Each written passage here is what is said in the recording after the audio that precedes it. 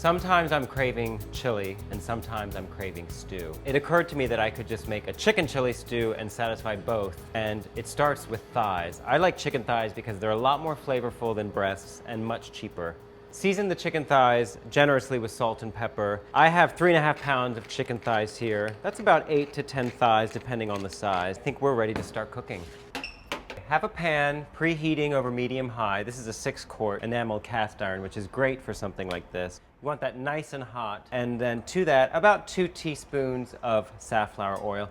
I'm searing this in batches because I don't want to crowd the pan. If the pan is crowded with the chicken, unfortunately, your chicken is going to steam and not sear. That needs to brown on both sides, skin side first, and that takes about 10 minutes total. These are looking and smelling good, and I think they're ready to flip. You can see that there's a lot more fat in the pan now than when we started. That's because the thighs have actually rendered some of their fat, and that's going to give us even more flavor in the stew. These will just need a few minutes on the other side, and then we'll put in the second batch. Okay, and that's the last of our chicken. Before we add the aromatics, drain all but 2 tablespoons of the fat from the pot. That chicken has released a lot of fat. You don't want quite all of it in there. So I like to just pour it all out first and then add a little bit back in. That looks about right. Okay, now for the aromatics. We have several aromatic vegetables here. To continue building flavor into our stew, you'll want a large onion chopped. That's about 3 cups. And 3 poblano chilies. These are milder chili peppers. They can have a little bit of kick, but not too much. Just give them a coarse chop. And also garlic. 4 cloves minced. That's about 1.5 tablespoons. And our herb is fresh oregano. I love the smell of oregano. So beautiful.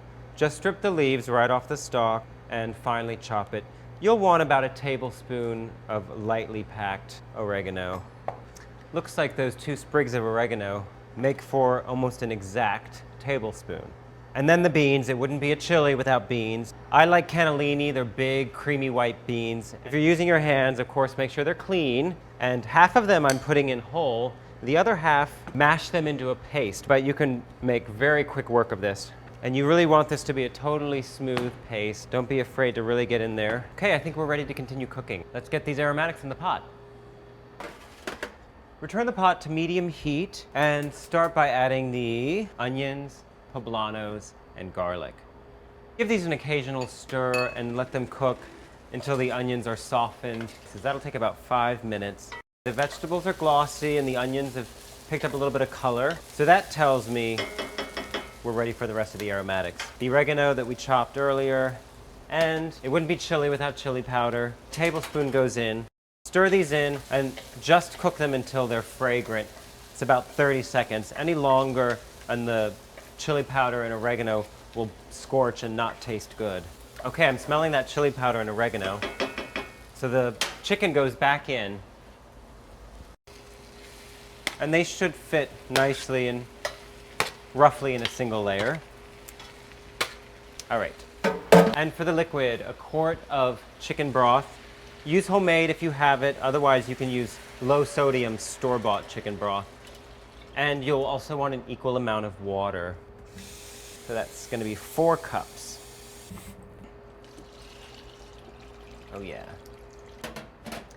Crank that stovetop up to high heat, bring it to a boil, then cover it, reduce the heat to low, and let it simmer just until the chicken is cooked through and registers 165 degrees on a meat thermometer.